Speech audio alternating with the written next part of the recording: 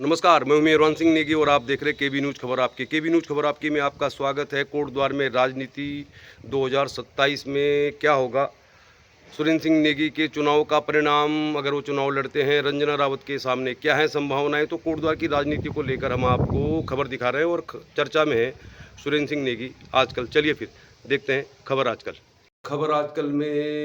हम आपको राजनीति की ही खबरें दिखा रहे हैं। और चूंकि निकाय चुनाव तो खत्म हो चुके हैं, लेकिन राजनीति की खबरें जारी हैं।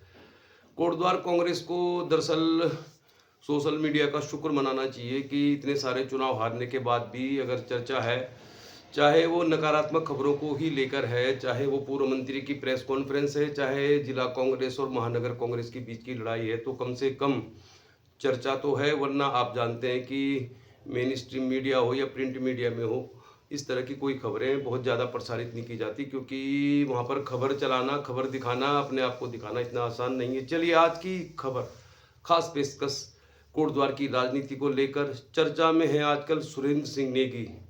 क्या किया उन्होंने काम, क्यों है चर्चा में, क्यों है बदनाम और क्यों लगातार हार गए 2 चुनाव?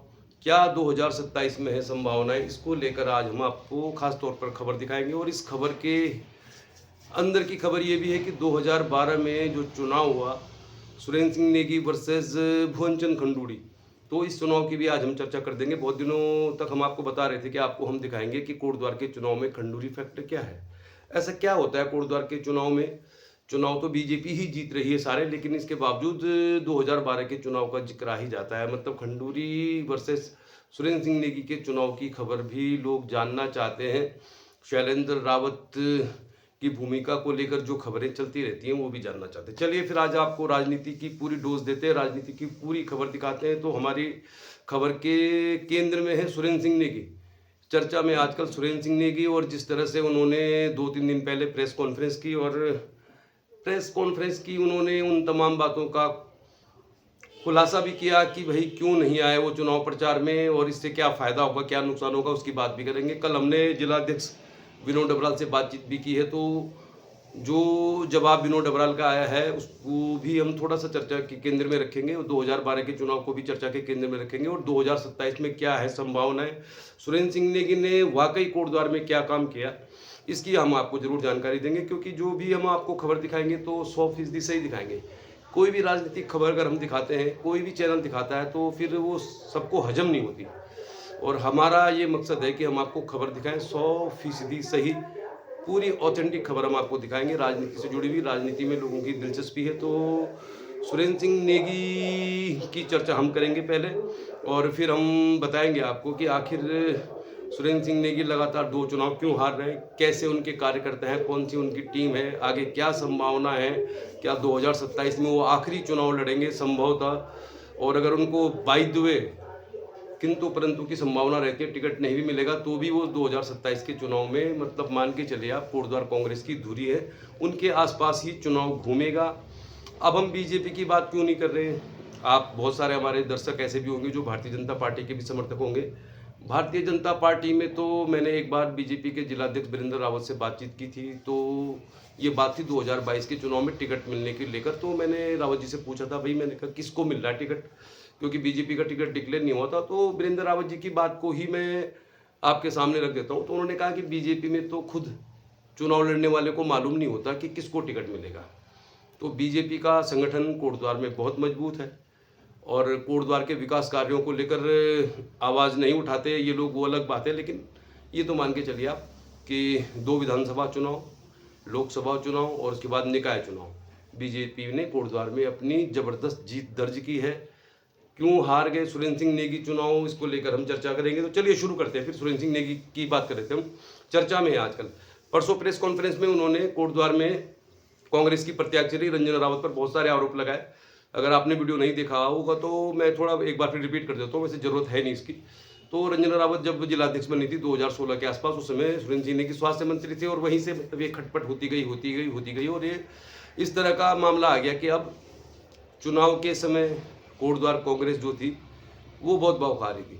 मतलब कोटद्वार कांग्रेस में जितने भी लोग सक्रिय हैं, उनके आप सोशल मीडिया हैंडल देखेंगे, व्हाट्सएप पेज देखेंगे, तो कहीं पर भी उन्होंने रंजना रावत के लिए प्रचार नहीं किया। ये बिल्कुल 100% सही है। अब चाहे वो कितने भी तर्क ले लें, लेकिन ये भी सच है कि रंजना रावत ने भी 2018 से लेकर 25 तक पूर्व मंत्री सुरेंद्र सिंह नेगी से बात नहीं की, मुलाकात नहीं की। टिकट मिलने के बाद जरूर उनकी बात हुई, लेकिन उससे काम नहीं बना। तो पहले रंजना रावत चाह रही थी सुरेंद्र सिंह नेगी उनके प्रचार में आ जाएं, और मुझे ऐसा लगता है कि अब 2027 में निश्चित तौर पर कांग्रेस का जो भी उम्मीदवार होगा या सुरेंद्र सिंह नेगी ही उम्मीदवार होंगे, तो उनको भी अब उस तरह की स्थितियों का ही सामना करने पड़ेगा जिस तरह की स्थितियों का सामना निकाय चुनाव में जिला कांग्रेस को करना पड़ा। विनोद डबराल जी का भी बयान आया, राजनीति में कोई दूध का धुला नहीं है, कोई 100% सही हो ऐसा नहीं है। तो सुरेंद्र सिंह नेगी चर्चा में इसलिए भी आ गए कि उन्होंने प्रेस कॉन्फ्रेंस की, उन्होंने कहा एक और करूंगा मैं प्रेस कॉन्फ्रेंस। लेकिन सबसे बड़ा सवाल यही है कि आजकल फेसबुक, इंस्टाग्राम और लोग 30-30 सेकंड की रील देखते हैं, तो बहुत सारी लंबी अगर आप सफाई देंगे, कोई जानकारी लोगों को देने की कोशिश करेंगे, तो 2012 में चुनाव जीते सुरेंद्र सिंह नेगी, और तब से अब तक यमुना में बहुत पानी बह चुका है। लोगों को इस बात में बहुत ज़्यादा दिलचस्पी नहीं है कि अतीत में क्या हुआ, अभी कांग्रेस के अंदर का झगड़ा क्या है, और हम तो ये चाहते हैं कोटद्वार में विकास। तो सुरेंद्र सिंह नेगी 2 बार कैबिनेट मिनिस्टर रहे, 1 बार पेयजल मंत्री रहे, 1 बार स्वास्थ्य मंत्री रहे। निर्दलीय भी चुनाव लड़ा उन्होंने और निर्दलीय भी चुनाव जीते। संभवतः वो एकमात्र प्रत्याशी हैं जो निर्दलीय भी चुनाव जीते थे, और उनकी छवि अच्छी जरूर है, मतलब विपक्षी भी उनकी तारीफ करते हैं। और जिस तरह शपथ ग्रहण समारोह में उनको शानदार तरीके से वेलकम किया बीजेपी के लोगों ने, तो उससे एक बात तो मान के चलिए आपकी कोटद्वार में राजनीति की धुरी सुरेंद्र सिंह नेगी के आसपास ही घूमती है। लेकिन 2012 का चुनाव जो जीता सुरेंद्र सिंह नेगी ने, वही चुनाव उनके लिए एक किस्म से आप कह सकते हैं कि मतलब 2 चुनाव हारने की वजह बन गया। अब ऐसा क्यों हुआ इसकी बात करेंगे। तो पहले बात करते हैं अच्छी सी, पहले किसी भी नेता की अच्छी बात करते हैं, फिर उसकी दूसरी बात आपको करेंगे कि क्या संगठन में कमजोरी है, धरातल पर संगठन है कांग्रेस का, तो इसमें सुरेंद्र सिंह नेगी की भूमिका क्या है, सुरेंद्र सिंह नेगी ने कोटद्वार में पहले क्या काम किया, उसकी हम आपको बता देते हैं बात। आखिर सुरेंद्र सिंह नेगी के इर्द गिर्द ही चुनाव घूमता है।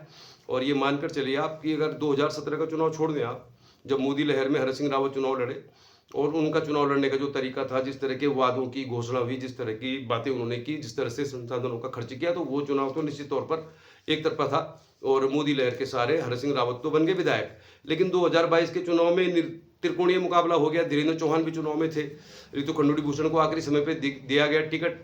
तो फिर ये मामला इस तरह से बन गया कि सुरेंद्र सिंह नेगी और उनकी टीम जो हमेशा ही एक ओवर कॉन्फिडेंस और गलतफहमी में रहती है। 2007 के चुनाव में भी शैलेंद्र रावत को बहुत हल्के में लिया कांग्रेस पार्टी ने, उनके कार्यकर्ताओं ने, और शैलेंद्र रावत ने कड़ी मेहनत के दम पर सुरेंद्र सिंह नेगी को 2000 में पराजित कर दिया, जबकि वो पेयजल मंत्री का सफल कार्यकाल कर चुके थे। कोटद्वार भाभर में जितनी भी पेयजल की जो सुविधाएं हैं, ट्यूबवेल्स बने, वो सब उसी कार्यकाल में बने जब सुरेंद्र सिंह नेगी पेयजल मंत्री थे।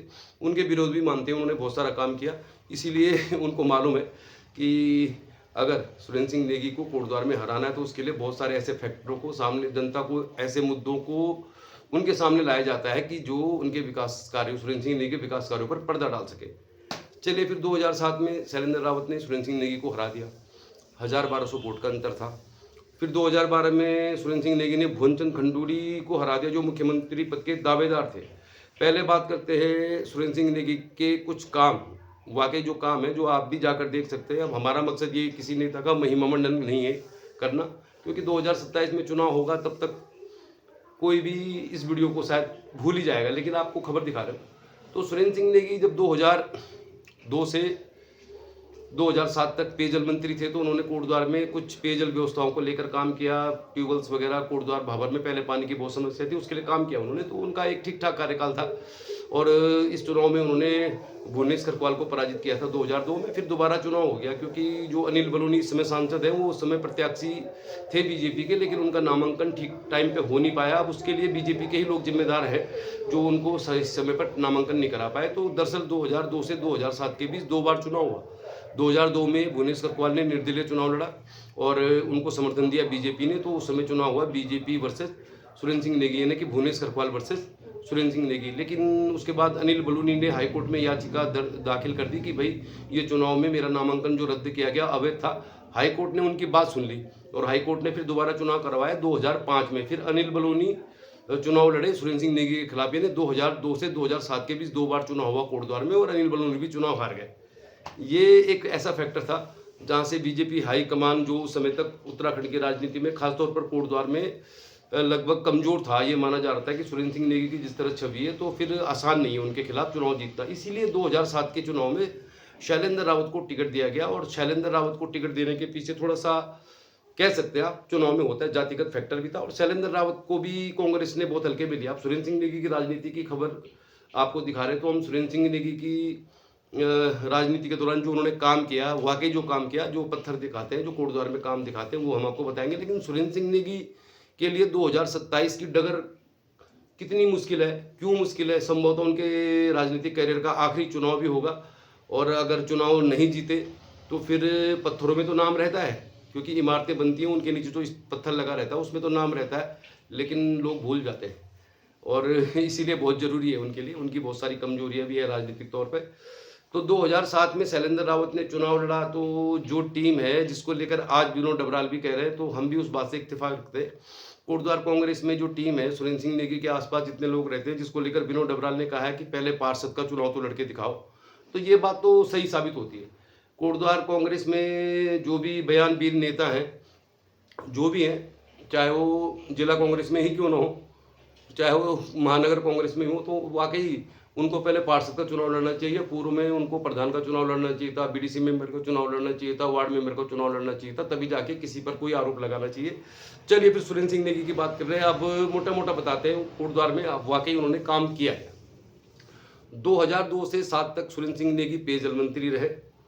पेयजल मंत्री रहने के दौरान कोटद्वार भाबर की पेयजल व्यवस्था को दुरुस्त करने में उन्होंने जरूर बहुत सारे यहाँ पे ट्यूबवेल सिंचाई की पानी की व्यवस्था को ठीक ठाक किया। इस बात को बीजेपी भी मानती है, विरोधी भी मानते हैं, सभी लोग मानते हैं। उसके बाद 2007 का चुनाव हो गया तो उनका ओवर कॉन्फिडेंस कहे कार्यकर्ताओं का, ये वही टीम अभी तक उनके साथ है जो 2007 में भी थी। 2007 में शैलेंद्र रावत नवोदित कैंडिडेट थे। बीजेपी ने एक खास रणनीति के तहत उनको उतारा, क्योंकि जब भुवनेश करकवाल, अनिल बलूनी चुनाव हार गए तो फिर जो समीकरण था चुनाव का वो आप समझ जाएंगे, बाकी बहुत डिटेल में बोलने की जरूरत नहीं है। तो फिर शैलेंद्र रावत ने चुनाव लड़ा। तो शैलेंद्र रावत का 2007 का चुनाव लड़ना ऐसा था कि कांग्रेस पार्टी को लगा कि चुनाव एक तरफा हो जाएगा और हम आराम से जीत जाएंगे, क्योंकि शैलेंद्र रावत उस समय ब्लॉक प्रमुख थे, इतने बड़े राजनीतिक हस्ती नहीं थे जिस तरह से पेयजल मंत्री का सफल कार्यकाल उन्होंने किया था। लेकिन क्या हुआ 2007 के चुनाव में, अब इसी से 2012 का खंडूड़ी फैक्टर भी जुड़ा हुआ है। 2007 के चुनाव में बाद में मुकाबला बिल्कुल नेक टू नेक हो गया। यानी शुरुआत में सुरेंद्र सिंह नेगी, उनके जो समर्थक हैं, जो उनकी टीम है, जिन्होंने कभी चुनाव लड़ा नहीं है, उस टीम की बात कर रहे हैं, मतलब जो समर्थक है होते हर पार्टी के अंदर, तो शैलेंद्र रावत को हल्के में लिया और लास्ट के 2-3 दिनों तक मुकाबला बिल्कुल नेक टू नेक फाइट में आ गया। और फिर जब चुनाव से एक दिन पहले कोटद्वार के झंडा चौक में भुवनचंद खंडूड़ी जो मुख्यमंत्री पद के दावेदार थे, उन्होंने सभा कर दी। उन्होंने कहा कि भाई आप शैलेंद्र रावत के लिए मुझको वोट दे रहे हो, ये जानते हुए कि भाई ये मुकाबला बराबरी का है, हो सकता है कुछ कैडर वोट पे नाराजगी हो। तो फिर शैलेंद्र रावत विधायक बन गए और ये विधायक शैलेंद्र रावत का बनना भी सुरेंद्र सिंह की राजनीति में एक डाउनफॉल हुआ और उनकी कमजोर टीम जो है चुनाव प्रबंधन की, उसका मतलब मामला विपक्षियों को मालूम चल गया कि इनके पास जो टीम है जो चुनाव लड़ाती है, इनका कोई बहुत बड़ा जनाधार नहीं है, इनकी रणनीति स्ट्रांग नहीं है और ये सुरेंद्र सिंह नेगी के ही दम पर उनके साथ रहते हैं। तो 2007 के चुनाव से सबक नहीं लिया सुरेंद्र सिंह नेगी ने, लेकिन 2012 का चुनाव आ गया। 2012 का चुनाव ही ऐसा चुनाव था जिसको सुरेंद्र सिंह नेगी ने जीता जरूर, लेकिन वो उन खास लोगों के निशाने पर आ गए इस चुनाव में, क्योंकि भुवनचंद खंडूड़ी मुख्यमंत्री पद के दावेदार थे और सुरेंद्र सिंह नेगी ने उनको हरा दिया। अब सुरेंद्र सिंह नेगी कैसे जीते इस पर भी हम बात करेंगे, लेकिन पहले हम आपको थोड़ा बता देते हैं कि एक नेता जो चर्चा में रहता है, जो बीजेपी के केंद्र में रहता है, कि जब तक सुरेंद्र सिंह नेगी कोटद्वार में चुनाव लड़ रहे हैं तो फिर बीजेपी के लिए जो सारी रणनीति बनाई जाती है उनके हिसाब से बनाई जाती है। तो पेयजल मंत्री रहने के दौरान तो निश्चित तौर पर उन्होंने बहुत सारे ट्यूबवेल्स बनाए, इसकी कोई मतलब इसको लेकर कोई डिनाई भी नहीं कर सकता। उस समय आप लोग हमारा चैनल देख रहे हैं, शायद आप 2007 में कोटद्वार में रहे भी नहीं होंगे।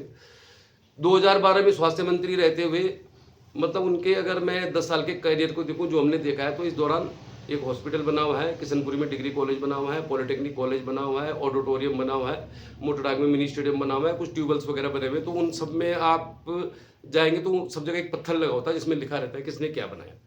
तो इतना सारा काम करने के बाद भी सुरेंद्र सिंह नेगी लगातार 2 चुनाव हार गए।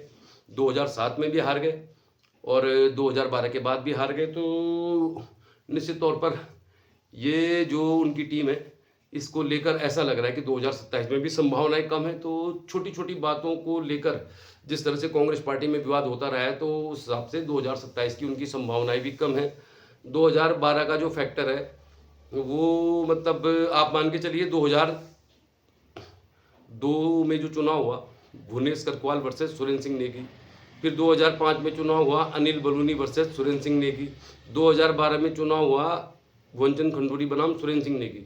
तो ये जो चुनाव का परिणाम है, इस परिणाम के तहत ही बीजेपी को संभवतः मालूम है कि कांग्रेस पार्टी के जो नेता है उनको चुनाव में कैसे हराया जा सकता है। तो निश्चित तौर पर ये एक ऐसा फैक्टर है जो कोटद्वार में चल रहा है और ये 2027 में भी चलेगा, क्योंकि जैसे मैंने शुरू में कहा बीजेपी से 2027 में किसको टिकट मिलेगा इसको लेकर आप भी जानते हैं, मैं भी जानता हूँ, बीजेपी के लोगों को भी मालूम है कि मालूम ही नहीं है कि किसको टिकट मिलेगा। तो बीजेपी के प्रत्याशी को लेकर कोई खबर दिखाने का हमारा कुछ बनता ही नहीं।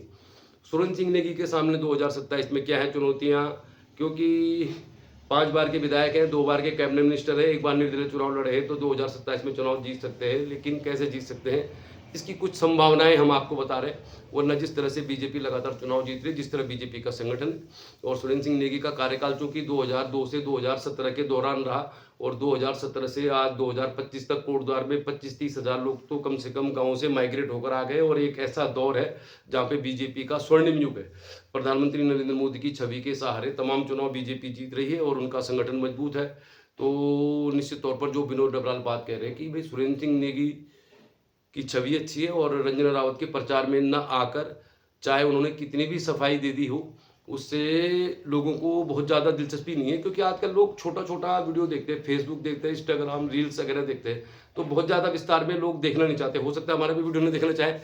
तो निश्चित तौर पर जो भी हुआ कोटद्वार निकाय चुनाव में उससे पूर्व मंत्री को कुछ फायदा नहीं होने वाला है, क्योंकि उन्होंने सफाई दे दी। ठीक है, उनकी सफाई से लग रहा है कि वाकई जो कांग्रेस प्रत्याशी रंजना रावत थी उन्होंने बहुत सारी ऐसी गंभीर गलतियां की जो आज उनके लिए भारी पड़ रही हैं। और कुछ लोग होंगे जो उनको दरअसल 2027 की भी तैयारी कराएंगे, तो धीरेन्द्र चौहान से सबक लेना चाहिए उनको। धीरेन्द्र चौहान की पत्नी को भी 25,000 वोट मिल गए थे निकाय चुनाव में, क्योंकि 2012 का फैक्टर ही कुछ ऐसा है। खंडूरी के हार के बाद भी कोटद्वार में ऐसा एक बहुत बड़ा वर्ग है जो सुरेंद्र सिंह नेगी को किसी भी हाल में जीतते हुए नहीं देखना चाहता। इसीलिए सुरेंद्र सिंह नेगी की पत्नी हेमलता नेगी के खिलाफ जब विभा चौहान खड़ी हो गई तो पूरा बीजेपी का कैडर वोट था जो वो विभा चौहान के साथ खड़ा हो गया, क्योंकि सामने सुरेंद्र सिंह नेगी की पत्नी थी। इसी बात का उल्लेख सुरेंद्र सिंह नेगी ने भी किया है कि रंजना रावत ने भी, उनके साथियों ने भी उनके खिलाफ इस तरह की बयानबाजी की कि भाई सुरेंद्र सिंह नेगी का कैरियर खत्म कर दो। तो चर्चा में तो सुरेंद्र सिंह नेगी रहते ही हैं और रंजना रावत के लिए सबसे बेहतर यही है कि वो, उनके पास 2 चीज़ें हैं। हम तो खाली सलाह दे सकते हैं क्योंकि नेता हमसे बहुत ज़्यादा समझदार है और उनके अंदर हमसे ज़्यादा काबिलियत होगी हमारा मानना है। लेकिन फिर भी कोटद्वार में चाहते हैं विकास हो, मालन पुल बने टाइम पे, लालढांग मोटर मार्ग बने, कणवाश्रम का विकास हो, मेडिकल कॉलेज हो, ये मुद्दा है और इस मुद्दे पर ही जो काम करेगा हम उसका समर्थन करते हैं। तो रंजना रावत को 2 चीज़ों से सबक लेना चाहिए। जिस तरह की गलती उन्होंने की होगी शुरुआत में, उस तरह की गलती शैलेंद्र रावत ने भी की 2007 में और 12 साल का उन्होंने वनवास झेला और अब वो जीते तो पार्टी में आकर ही जीते, संगठन को आगे रखकर जीते। अब रंजना रावत के सामने धीरेन्द्र चौहान का भी विकल्प है। धीरेन्द्र चौहान की पत्नी को तो वोट मिल गए 25,000 और रंजना रावत को मिल गए 24,000, लेकिन धीरेन्द्र चौहान को अपने चुनाव में वोट मिले 10,000। तो हमारा ये कहना है कि कोटद्वार की राजनीति में जिस तरह की परिस्थितियां हैं उसमें 2012 के चुनाव का बहुत बड़ा फैक्टर है और 2012 में जो चुनाव हुआ सुरेंद्र सिंह नेगी वर्सेस भुवनचंद खंडूरी, तो इस चुनाव की वजह से संभवतः सुरेंद्र सिंह नेगी के खिलाफ बहुत बढ़िया चुनावी मैनेजमेंट रहा बीजेपी का और सुरेंद्र सिंह नेगी चुनाव हार गए। तो 2027 में क्या है संभावना है, क्योंकि जिस तरह से मामला कांग्रेस में चल रहा है सिर्फ टब्बल का और जो भी उन्होंने सफाई दी है, प्रेस कॉन्फ्रेंस दी है, तो इससे बहुत ज़्यादा लाभ उनको होने वाला नहीं है। क्योंकि जैसा विनोद डबराल कह रहे हैं जिलाध्यक्ष कि भाई कांग्रेस पार्टी को उन लोगों को ही अपने साथ रखना चाहिए जिन्होंने चुनाव लड़ा हो, और वाकई सुरेंद्र सिंह नेगी के लिए यही मंत्र है 2027 का। हमारा तो वीडियो आज डाल रहे हैं हम, 2027 में इस वीडियो की कोई अहमियत होगी भी नहीं। तो सुरेंद्र सिंह नेगी को अगर 2027 में अपने कामों की बदौलत, जो उन्होंने कोटद्वार में हॉस्पिटल बनाया है, किशनपुरी में डिग्री कॉलेज खोला है, हल्दुखाता में पॉलिटेक्निक बनाया है, उन्होंने ट्यूबवेल भी उन्होंने बहुत सारे बनाए हैं, कोटद्वार का ऑडिटोरियम जहाँ पर बहुत सारे कार्यक्रम आज बीजेपी भी करती है, तो उसके स्टोन पे भी उनका नाम लिखा हुआ है। मोटाढाक में एक मिनी स्टेडियम है, मोटा मोटा हमको तो इतना ही मालूम है। तो फिर इतना काम करने के बाद भी आप चुनाव हार रहे हैं, जबकि लगातार 2 साल से यहाँ पे बीजेपी की सरकार है और हमें नहीं लगता, बीजेपी को भी मालूम है कि उस तरह का काम हुआ नहीं है जिस तरह का काम होना चाहिए था। लेकिन इसके बावजूद क्यों चुनाव हार रहे सुरेंद्र सिंह नेगी, क्योंकि उनके साथ जो टीम है उन्होंने कभी चुनाव लड़ा नहीं ज़्यादातर लोगों ने, और इस तरह की टीम को लेकर चुनाव जीतने की संभावना भी बहुत कम है, क्योंकि बीजेपी के पास मजबूत संगठन है और बीजेपी जब चुनाव लड़ती है तो बिल्कुल जंग की तरह लड़ती है। तो इसलिए हम कह रहे हैं कि चर्चा में सुरेंद्र सिंह नेगी हैं जरूर, लेकिन 2027 की जो डगर है काफ़ी मुश्किल है। और जिस तरह के हालात इस समय बने हुए हैं तो लोगों को जो दिखाया जाता है लोगों को वही याद रहता है, जो आप कहना चाहते हैं वो याद नहीं रहता। इसलिए ज़रूरी है कि वो कांग्रेस के संगठन को मजबूत करें और उन पुरानी बातों को लेकर रोजाना प्रेस कॉन्फ्रेंस करना उससे लाभ हासिल होने वाला नहीं है, क्योंकि यमुना में बहुत पानी बह चुका है। 2012 के बाद 30-40 हज़ार लोग पौड़ी गढ़वाल के विभिन्न क्षेत्रों से माइग्रेट होकर कोटद्वार में आ चुके हैं और इन लोगों ने नरेंद्र मोदी का स्वर्णिम दौर देखा है 2014 के बाद का। तो 2014 से पहले क्या हुआ, कितने ट्यूबवेल बने, कौन हॉस्पिटल बना, कौन कॉलेज बना, इसको लेकर लोगों में बहुत ज़्यादा दिलचस्पी नहीं है जरूर आज के दौर में, लेकिन जब चुनाव के 15 दिन होते हैं तो फिर ये मुद्दा काम नहीं करता। तो चर्चा में सुरेंद्र सिंह नेगी हैं। हमारा ये मानना है कि वो एक कोटद्वार के स्थानीय नेता है, सीनियर नेता है। बीजेपी के लोग भी उनको कितनी रिस्पेक्ट करते हैं वो तो फिर शैलेंद्र रावत के शपथ ग्रहण में आपने देख लिया होगा। लेकिन उनके लिए बहुत जरूरी है कि वो तालमेल बिठाएं और घर में बैठकर जो चुनावी रणनीति बनाई जाती है उससे काम तो उनका होने वाला नहीं है, क्योंकि बीजेपी से किसी को भी टिकट मिलेगा तो बीजेपी से तो शैलेंद्र रावत को भी टिकट मिल गया। शैलेंद्र रावत पर भी खंडूरी फैक्टर था, मतलब 2012 में बहुत सारे बीजेपी के लोग ये मानते हैं कि भाई शैलेंद्र रावत की निष्क्रियता की वजह से खंडूरी जी चुनाव हारे, तो 2012 का खंडूरी फैक्टर भी है। अब विनोद डबराल के खिलाफ जिस तरह की बयानबाजी हो रही है लोगों के द्वारा, कांग्रेस पार्टी महानगर के द्वारा, और जिस तरह विनोद डबराल कह रहे हैं कि उनके ऊपर कार्रवाई होगी, तो भाई दोनों ही बातें सच है। विनोद डबराल कोई दूध के धुले हों, 100% सही नेता हों, या कोटद्वार कांग्रेस को उन्होंने एकजुट किया, ये भी सही बात नहीं है, मतलब उन्होंने नहीं किया, एकजुट नहीं कर पाया, जो भी वजह होगी। लेकिन ये भी वजह है कि जिस तरह के आरोप उन्होंने कोटद्वार महानगर कांग्रेस पर लगाया है कि न तो वार्ड मेंबर का चुनाव लड़ा आपने, ना आप पार्षद बने, और आपकी दावेदारी सीधे मेयर की है, तो कांग्रेस पार्टी को, सुरेंद्र सिंह नेगी को अगर 2027 में वाकई चुनाव जीतना है तो फिर पत्थरों में लगे हुए नाम तो लोगों को याद रहेंगे आने वाले समय में। लेकिन चुनाव जीतने के लिए उनको बहुत नए सिरे से काम करना होगा। और लोग नहीं जानते, प्रधानमंत्रियों के नाम नहीं जानते लोग। बीपी सिंह प्रधानमंत्री थे, चंद्रशेखर प्रधानमंत्री थे, देवगौड़ा प्रधानमंत्री थे, लोग नहीं जानते। इसलिए जो पूर्व में काम किया गया उसकी बदौलत चुनाव जीतना सुरेंद्र सिंह नेगी के लिए आसान नहीं है, बहुत कठिन है डगर पनघट की। लेकिन जो 40 वार्डों में प्रत्याशी थे, या जो लोग पहले प्रधान का, बीडीसी का चुनाव लड़ चुके हैं या पार्षद का चुनाव लड़ चुके हैं, तो उनके सहारे तो जरूर कुछ संभावना उनकी बनेगी, क्योंकि सीधी फाइट में तो चाहे कोई भी खड़ा हो तो सुरेंद्र सिंह नेगी को पराजित करना, मतलब अब तो आदत हो गई बीजेपी की, लेकिन फिर भी इतना आसान नहीं है। तो चर्चा में है सुरेंद्र सिंह नेगी, लेकिन ज़रूरी है उनके लिए कि घर में बैठकर काम हो नहीं पाएगा, और पूर्व में जो काम किया उसको लोगों तक पहुंचाना भी उनका ही काम है। पार्टी के संगठन में जिस तरह के विवाद चल रहे हैं, जिलाध्यक्ष विनोद डबराल, चूंकि अब जिस तरह से सुरेंद्र सिंह नेगी रंजना रावत के चुनाव प्रचार में नहीं आए, सफाई में उन्होंने जो भी कहा उसको लोग जरूर मानते हैं, लेकिन सब लोग ये मानते हैं इसके बावजूद उनको आना चाहिए था। तो ये एक भूल है जिसमें उनको अब सुधार करना होगा, क्योंकि ये तो मामला फिर कांग्रेस के अंदर का ही है ना। जिलाध्यक्ष भी तो सुरेंद्र सिंह नेगी नहीं बनाया रंजना रावत को, और यहाँ भी लोग कहते हैं कि सरोजनी कैंतर को जिला पंचायत अध्यक्ष बनाने में, विजय नारायण को नगर पालिका का अध्यक्ष बनाने में, बहुत सारे नेताओं के कैरियर को बनाने में, गीता नेगी को ब्लॉक प्रमुख बनाने में उनका बहुत बड़ा योगदान था। तो गीता नेगी की भूमिका को लेकर भी उनकी समीक्षा होनी चाहिए। तो क्या विनोद डबराल जो कह रहे हैं कि कोटद्वार महानगर कांग्रेस ने सिलेंडर या बीजेपी को सपोर्ट किया, तो इसकी तो जांच निश्चित तौर पर होनी चाहिए। बाकी हम चाहते हैं कोटद्वार में जो लाल डाक मोटर मार्ग बनाएगा वही हमारा नेता है, उसी को हम सैल्यूट करेंगे। चूंकि राजनीति की खबर थी तो हमने आपको दिखा दी, किसी का महिमा मंडन हम नहीं करते, न हम किसी को नीचा दिखाना चाहते अपने चैनल में। हमारे लिए तो नेता वही है जो लाल डाक मोटर मार्ग बनाएगा, जो मेडिकल कॉलेज बनाएगा, जो 12वीं पास करने के बाद बच्चों के लिए इंस्टीट्यूट बनाएगा, जो कण्वाश्रम को विकास के मानचित्र पर लाएगा। हम उसको सैल्यूट भी करेंगे और उसके स्वागत में हम ढेर सारे गुलदस्ते भी देंगे। तो हमारे लिए नेता वही है जो ये काम करके दिखाएगा। कौन दिखाएगा इसका मालूम चलेगा आने वाले समय में। चलिए फिर आज के लिए इतना ही। खबर कोटद्वार के राजनीति की खबर अब आपको सारी दिखा देंगे। 2012 के खंडूरी फैक्टर की खबर, चूंकि अब अगर आज ही डाल दूंगा तो बहुत बड़ा वीडियो हो जाएगा। किसी दिन मैं डाल दूंगा कि 2012 में वाकई हुआ क्या। 2012 में सुरेंद्र सिंह नेगी और भुवनचंद खंडूरी के बीच चुनाव हुआ। भुवनचंद खंडूरी मुख्यमंत्री पद के दावेदार थे, चुनाव वो क्यों हारे वो वजह कुछ और थी, और जिस पर ठीकरा फोड़ा जा रहा है वो वजह कुछ और थी। तो किसी एपिसोड में डाल देंगे, क्योंकि चुनाव के समय खबर डालते हैं तो लोग नाराज होते हैं। अभी चुनाव है नहीं तो हम सारी राजनीति की खबर आपको दिखाते रहेंगे। देखते रहिए केबी न्यूज खबर। आपकी बहुत बहुत धन्यवाद। चैनल को सब्सक्राइब कीजिए। खबर, खेल, राजनीति, मनोरंजन एवं सामाजिक सरोकारों की। नमस्कार। देखते रहिए केवी न्यूज, खबर आपकी, खबर खेल, राजनीति, मनोरंजन एवं सामाजिक सरोकारों की।